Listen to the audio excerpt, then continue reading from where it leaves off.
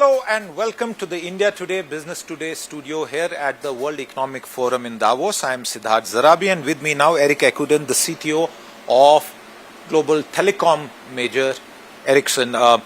Welcome. Thank you very much for your time, Erik. I want to begin by asking you about the latest breakthrough that you can talk about to set up this conversation as far as telecom is concerned, because the big headline is the age of AI. But we must not forget that everything that constitutes the digital and the AI world today has been built on the backbone of absolutely fantastic networks. And you as a company have led that for decades now. How do you talk about the latest breakthrough technological advancements in the world of telecom as of today?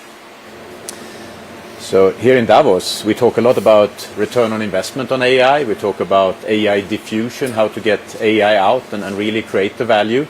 I think we see that certainly this year will be the year when you get more clear return, but you also start to broaden applicability in enterprises. Workflows with agentic AI are coming online, and clearly you will see a lot of change in how we approach work. But AI in the networks has actually been there for some time. So we could talk about breakthroughs, but I also think we need to talk about the fact that 5G, to your point, really good 5G networks, and networks that can be programmable so that you can set up the kind of network performance that the application need, networks that are pervasive. That is really the foundation actually also for AI. So I think that now we've come to a point with Gen AI and also agentic AI and soon physical AI that will demand even more from the network. So think about that best network for AI. That itself needs to be AI powered. Energy consumption, better user experience, better total cost of ownership, simpler to create new services on the fly. AI is already powering the 5G network. So you have AI powered 5G networks.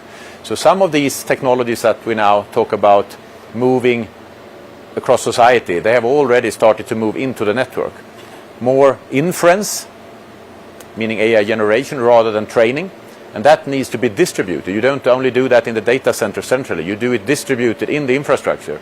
Of course in your glasses and the phones, but you also do it in the network. So the network becomes a host for inference. And that inference then needs to be energy efficient, because obviously this is one of the key criteria to optimize for, but also the cost, the tokens per dollar, per watt needs to be optimized. So there are breakthroughs in terms of bringing AI into the network. AI ran in 5G today, and bringing these AI workloads onto the network. But then I think that I'm super excited about what networks will be used for. Today 5G is used for consumers, for enterprises, for SMBs, governments, public safety, also defense. In the future the networks will really be used also as a sensor, finding out not to get perhaps run over in a crossing in a city, or making drone surveillance. I mean, there are lots of things that the network will do that we haven't thought of before. So some of those breakthroughs we are now showing for lead customers, and of course they will be making their way into the network over the coming period. Erik, and even simpler things, but that impact common users everyday basis, which is spam calls, for example. It's an excellent example. Fraud prevention in today's society is a big topic. It's for consumers, but ultimately it's actually for the reputation of the bank or the financial service. Can you trust that this transaction actually works? Is this payment legitimate? All of those things the network can now start to serve up. We call it fraud prevention, but it's actually a set of network capabilities served up over network APIs on the Ericsson Vonage platform, provided to application developers. Whether you're building an app for the bank or financial services, you can now start to tap into networks, not just in India, not just in US, but across the world, because these networks are becoming open, programmable through that network aggregation or the network API layer. And I think that the value for example, banks and financial institutions, but frankly, enterprises, everyone, of having strong security, strong identity management, and, for example, fraud prevention, that's not just a consumer service. Those kind of services will be for basically everything. Is the day near or far when I will never receive any spam call because of what my telecom service provider is doing with the implementation of AI, weeding out spam from the real actual calls? It's near. It's not very far out. But I think when you think about spam calls, even if you can filter out the spam calls, would that be enough?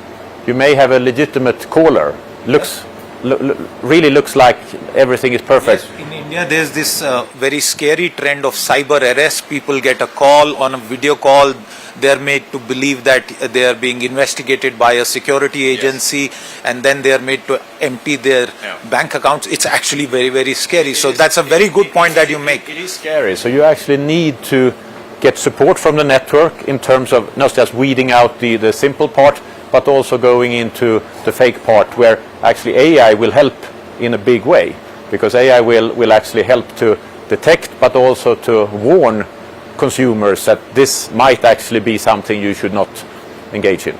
Eric, just before you, we had the Chief Minister of one of the largest economies, state economies in India, Maharashtra, here with us, and before that Andhra Pradesh, and they all speak in terms of speed of doing business. In the telecom world, speed of networks, speed of data, the volume of data and the bandwidth that you would get was always spoken about. Has that world shifted away from speed to smartness, the capability? Explain that, draw it out for the average viewer. It's so great that you're picking up on that, because here in Davos we talk about AI, but AI without that advanced connectivity will only go so far. To get it to full diffusion, you need that better AI network, AI optimized network. So it used to be about downlink, because video, lots of data coming your way to the smartphone. Now with the glasses, the sensors, the devices, the autonomous vehicles, it's going to be much more traffic going from the device up to the AI that is typically on the network side and on the cloud side. So you need to rebalance uplink and downlink. Networks need to be programmable to handle that, but they also need to be dimensioned for the better uplink, the lower latency, the capabilities that are much more tuned to AI, not just Gen AI, but AI agents. And what is an AI agent? Well, it's a small worker, typically talking to many other agents, and that becomes a chatty conversation between AI agents. So it's a lot of traffic going back and forth between sensors and backend and the network and all that. So that's actually a completely different network traffic pattern. Networks need to be more of an intelligent fabric now than ever, less about a pipe down to the smartphone. And I think we're well on the way to create that intelligent fabric for 5G now, very soon for an AI optimized, AI powered 5G, and then onward to AI native 6G. So I think you're basically tapping into the coming 3-5 years in terms of the intelligent fabric. What can the fabric do for you? Well, certainly guarantee that you have good connectivity wherever you need it, the uplink, downlink, but it can also be a source of trust and security. And that's back to your discussion around fraud prevention or working with the real consumers and their concerns. So the network is already an intelligent fabric, but we will see much more of that in the coming years. Eric, you spoke about what the network can do for a user. Let me ask you what an AI-enabled or an AI-ready network will mean for the operator. The reason I ask you this question is that when it comes to ROI, companies, and I'm specifically talking about India, have invested billions of dollars both on the network, on the spectrum. Companies like you actually make it happen because you do the technology. What does AI mean for the network? Will it continue? Will it be a cost head, or can they see a good ROI scenario? We see both. And I gave some example, I think, about AI that is embedded into networks that could increase efficiency, sort of capacity, spectrum efficiency, and that brings TCO savings. You can create better user experience with AI. In fact, moving to what we call autonomous networks level 4, which is almost self-driving. You still need the human in the loop to make the final decision. The operator still need to decide ultimately whether a change should be implemented, but you get help with AI and autonomy for everything else. That is now per domain showing these kind of gains and savings. I think it's much more exciting on the other side, because it is an opportunity to grow the business. Think about India, where past 400 million 5G subscriptions is going for 1 billion, Sid, in just another 5 years time. So 5G subscriptions continue to grow. They will be more differentiated. Every application, every agent, every human wants to have different things. You have connecting homes, households, fixed wireless access. It's booming in India. To be able to handle all these service categories, automatic, do it autonomously in the network, with sort of full oversight, of course, but to be able to grow the business instantly. You have that kind of speed of business development, to your point earlier. That's going to be so much more important. Speed of the network is important, will remain, but speed of doing business, creating new businesses, setting up new network slices, all of these things is really where the big, you could say, gain will come. So business opportunity, moving to this autonomous network level 4, I think is more important. In fact, if you take it one step further, why wouldn't you want every agent, every application, every sensor to have its tailored experience or user experience? You need to do that at scale, massively complex, but with AI we can do it in the network. So then you grow your business by offering these services to enterprises, SMBs, governments. Everyone can actually get the service that they need and want, and of course they can pay for it in real time. I've spoken to you about this in the past, which is the advent of 6G. Yep. From the Indian policy point of view, there is some work that is underway. You're the CTO of Ericsson, so I don't want to focus on the business case, but more on the technology and the evolution roadmap. 5G, like you said, 1 billion users in India, but 6G at some point is going to happen. What can you offer us in terms of an update about the path on the road to 6G and the future that you see panning out?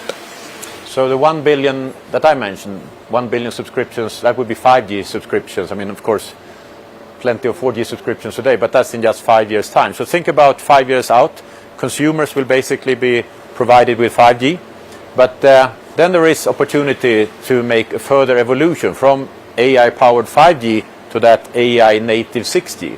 And if you've done the business development, if you've done the upgrade to the network, the better network, then it's actually a smooth upgrade when you go into 6G, whether you decide to do that 5 years from now or a little bit earlier. And the reason I talk about it as different timelines is that we have started standardization of 6G. We have the ecosystem coming together, what is required from the chipsets, what's required from the networks, what's required from the enterprises that actually is going to consume these 6G or upgraded network services, to make sure that this is a business-driven transition to 6G rather than a standards or technology-driven transition. So making that work already now in 5G is critical, and I think India is really showing the way here with a better 5G, taking these stepwise introduction of 6G. But having said that, Sid, I think what India is doing is great, which is to take a real stab at 6G, saying that 6G is important. Innovation is important in wireless. It's important for society, it's important for AI, it's important for everything we want to do. So we want to be early. So we are engaging with the Indian ecosystem, government of course, but also universities, partners, our customers, which are, by the way, leaders in the world now when it comes to 5G, to make sure that they have a path towards 6G. Right. And that 6G will offer you maybe 10 times better uplink performance, which will be needed for all the AI agents and all the physical AI connectivity. It will offer better spectrum efficiency. It will offer sensing, as I mentioned, on a wide scale. We already start to get that in 5G, but you will get that on a wide scale in 6G. So there will be upgrade packages when you get to 6G. And my understanding from the Bharat 6G work, from the work we do with the Indian government, is that India has decided to be among the first, if not the first, in many of these areas.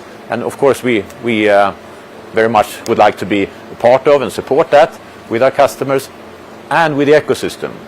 6G and an AI native 6G is really powering enterprises, SMBs, government, certainly defense. So it's a much broader thing than 4G or 5G ever was. Every conversation that I have with the CTO of Ericsson is a conversation where I learn new things. In an earlier life, I was a telecom reporter, so conversations like this with Erik are always fascinating. I wish we could continue it longer, but we've run out of time on this conversation. Erik, I thank you for your time with us today once again. With that, it's a wrap on this conversation. We'll be back with more. Until then, goodbye.